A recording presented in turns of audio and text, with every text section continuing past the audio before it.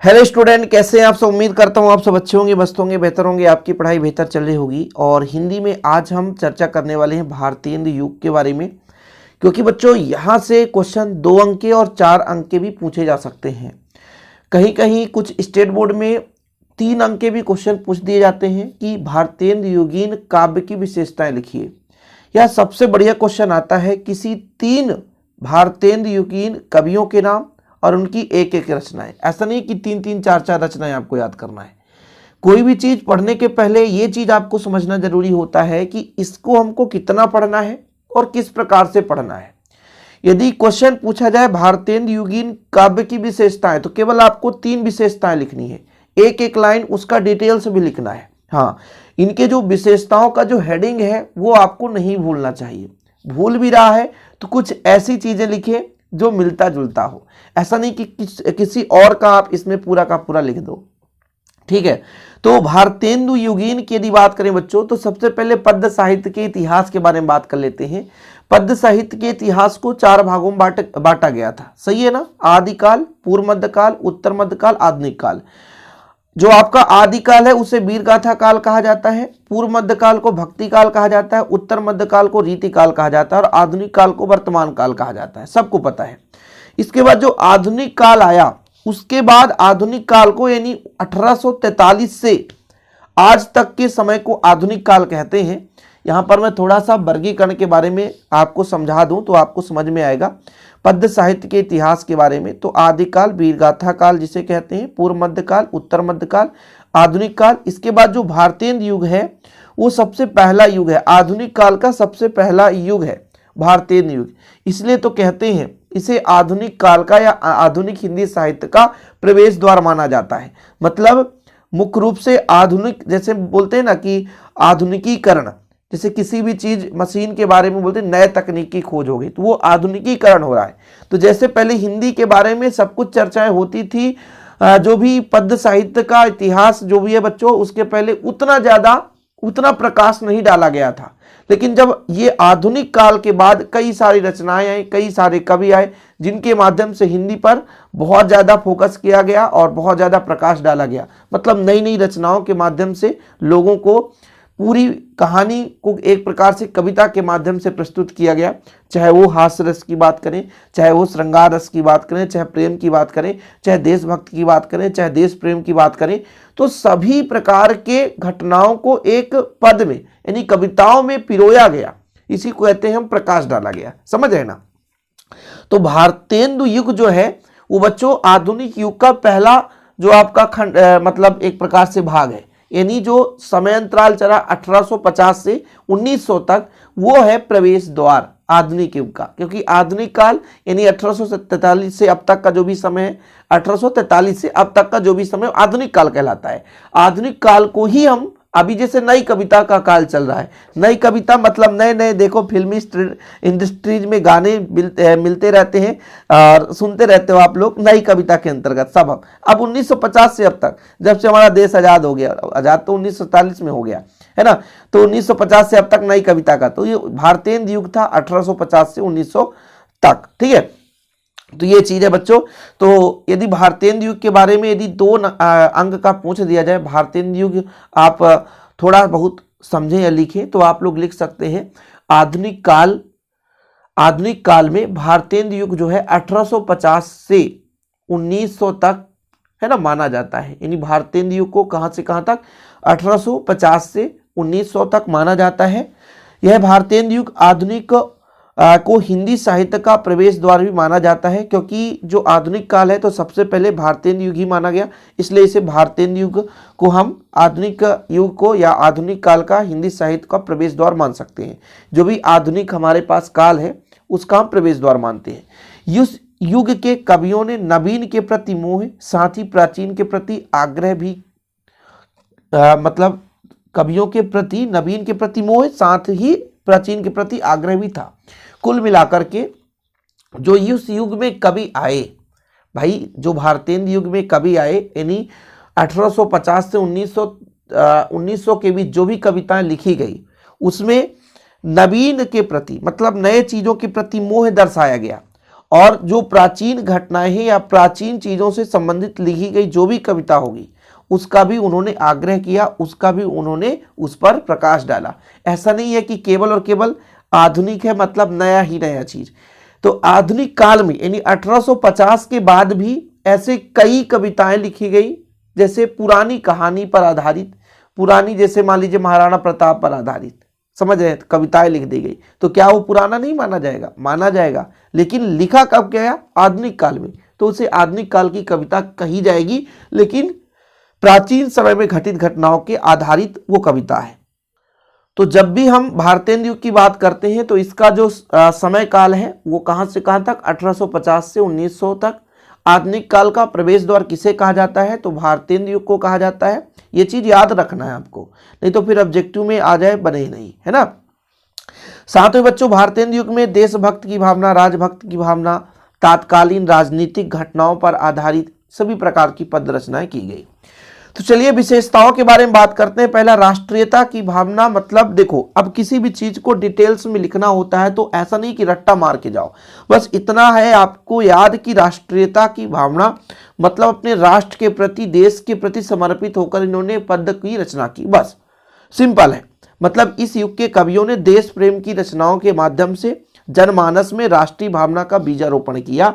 मतलब बीजारोपण का मतलब ये होता है जैसे आप किसी कविता को पढ़ रहे होते हैं और वहां पर वीरता का गुण आ जाता है, अपने देश की रक्षा के लिए बात आ जाती है, अपने देश के प्रति प्रेम की बात आ जाती है, तो आप प्रफुल्लित हो जाते हो, मन गदगद हो जाता है, हर्ष उल्लास हो जाता है, हमारे शरीर के अंदर वीरता की भावना आ जाती है कि हम भी अपने देश के लिए कुछ करेंगे।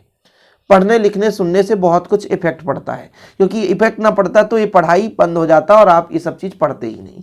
तो जो भारतेंदु युग के कवि थे उन्होंने अपने पद्य के माध्यम से, अपनी रचनाओं के माध्यम से देश भावना मतलब देश के प्रति प्रेम, देश के प्रति लगाव, देश के प्रति रक्षा, इन सभी भावनाओं को बढ़िया से अपने रचनाओं में बीजारोपण किया, मतलब तथ्यात्मक रूप से वर्णन किया। सामाजिक चेतना का विकास मतलब समाज के प्रति किस प्रकार से लगाव होना चाहिए, लोगों के बीच सामाजिक प्रेम भाव कैसा होना चाहिए, है ना। जो समाज में रूढ़वादी है, जैसे पहले पति के मरने के बाद सती प्रथा, इसे हटाओ। भाई सती प्रथा कौन सी गलत मतलब सही बात है? सती प्रथा गलत है ना? बिल्कुल है। पति के मरने के बाद क्या पत्नी भी मर जाए? तो इन सब चीजों की कुरीतियों को हटाने के लिए समाज में ऐसे कई सारे कुरीतियां अभी भी है, बहुत सारे कुरीतियां हैं जो कि उनको दूर करना जरूरी होता है। तो ये सब चीज लेखन के माध्यम से ही संभव हो सका। भाई लेखन के माध्यम से लोग उसे पढ़े, उसे पढ़ने के बाद मन में उनके जागृति मतलब एक प्रकार से ऐसी भावना जागृति हुई जिसके कारण वे उस कुरीतियों को दूर करने की कोशिश किए, है ना। तो जो हमारे भारतेंदु युग के कवि थे उन्होंने समाज के क्षेत्र में ऐसे बहुत ज्यादा कार्य किए जिससे समाज में कई प्रकार की कुरीतियां, है ना, कुरीतियां ही बोलेंगे या कुरीतियां हम बोल देते हैं बच्चों, कुरीतियां ऐसा बोले, है ना, दूर हो सकी, कई प्रकार की सामाजिक रूढ़ियां दूर हो सकी। ठीक, चलिए हास्य व्यंग अगला नंबर है। हास्य व्यंग शैली को माध्यम बनाकर पश्चिमी सभ्यता, विदेशी सभ्यता था सामाजिक अंधविश्वासों पर करारे व्यंग प्रहार किए गए। अंधविश्वास, लेकिन आज भी लोग बात कहते हैं कि आज मंगलवार है, आप इस दिशा में नहीं जाना। लोग अक्सर बोल देते हैं बिल्ली सामने से दिख गई आप मत जाना। ये सब अंधविश्वास है। अंधविश्वास भैया, बिल्ली एक प्रकार से जीव है और वो अपने रास्ते पे जा रही थी, आपका थोड़ी ना गलत काम कोई कर दी या कि आपके रास्ते पे आकर रुकावट कर दी। तो ऐसा गलत बात है भैया। आज भी ऐसा है कि इस दिशा में आप नहीं जाना, ऐसा काम नहीं होगा। जबकि यदि किसी की तबीयत खराब हो जाए, दवाई कराना है तो उसको जाना ही जाना पड़ेगा, तब वहां पर उस अंधविश्वास को नहीं मानेंगे लोग। लेकिन जब अच्छा काम करने जाते हैं तो अंधविश्वासी लोग, इतने लोग मिल जाते हैं कि आज भी ये समाज की कमियां हैं, समाज में अंधविश्वास है, अनपढ़ लोगों की ये सोच है। कुछ ऐसा नहीं होता है कि आज इस दिशा में नहीं जाना है, कल उस दिशा में नहीं जाना है। ये लोगों की बनावटी घटनाएं हैं, या कि मान लीजिए ढोंगी लोग आकर के आप लोगों को ऐसा बोल दे।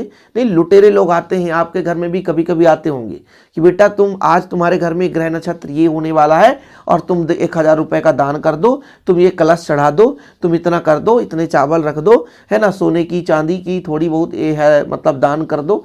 तो ये सब चीज लूटने वाले लोग खुद के नियम बना लेते हैं। तो इन चीज़ों से दूर रहें आप लोग, सामाजिक कुरीतियों, अंधविश्वास, इनसे दूर रहें। इनके लिए बताए ना कि भारतेंदु युग से भी आज भी ऐसे कई कविताएं लिखी जाती हैं। आज की डेट में तो मैं मानूंगा कि 10-20 कविताएं डेली भारत में लिखी। अरे 10-20 का कितने कवि होंगे पता ही नहीं है, समझ रहे हैं। तो पहले इतना ज़्यादा विशेष पढ़े लिखे भी व्यक्ति नहीं थे, तो कुछ ही खास व्यक्ति थे जो समाज के प्रति अच्छा काम कर रहे थे।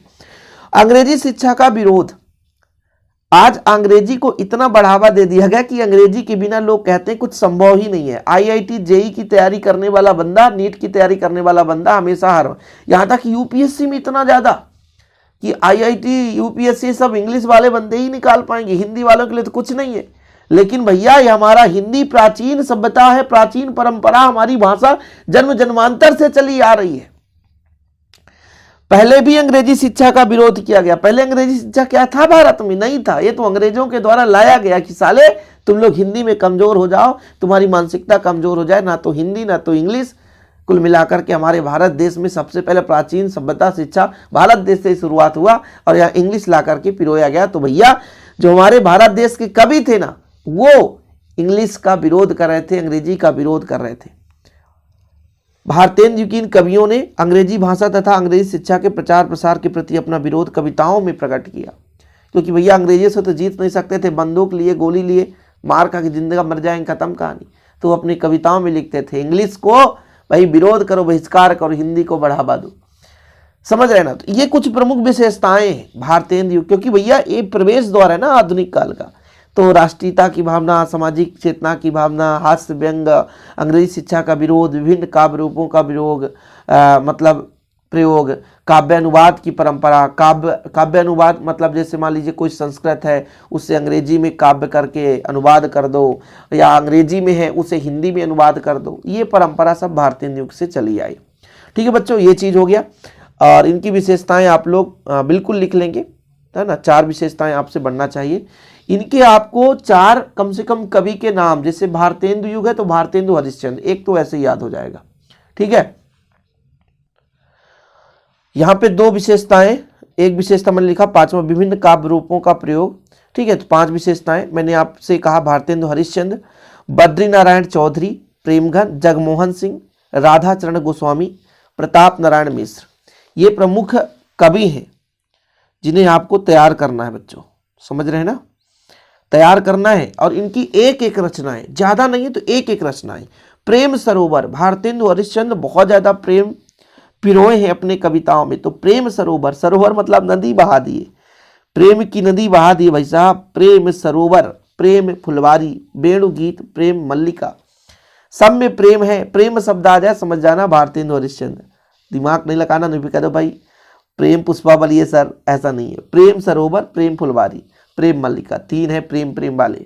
ठीक है, फिर बद्री नारायण का जीर्ण जनपद, आनंद अरुणोदय, जगमोहन का प्रेम संपत्ति लता, संपत्ति लता, देवयानी, राधा चरण गोस्वामी का नौ भक्तमाल और प्रताप नारायण मिश्र का प्रेम पुष्पावली, मन की लहर।